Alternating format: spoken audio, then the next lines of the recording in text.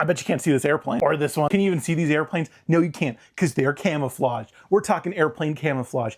That's right. Camouflage for airplanes has been around as long as airplanes, because especially back in World War I, that was extra important, but it still is pretty important to this day. Pre-radar and pre-effective radar, airplanes really needed to be able to be camouflaged from multiple directions. And that's why you see a lot of airplanes that on the top, they'll reflect what they're going to be flying over. So if that's going to be forest or desert or ocean, they're going to be in those colors. And then a lot of times on the bottom, there's going to be a lighter color. So when people are looking up, trying to shoot those airplanes down, they're not going to be able to see them as easily because it looks like the sky. But even modern day jets will normally still have some sort of camouflage on them. And this is because it can still be very effective, especially when they're sitting on the runway, but as well as if there's an airplane that's flying above them and maybe the radar can't actually get it because radar arrays go in specific directions oftentimes unless they're really advanced.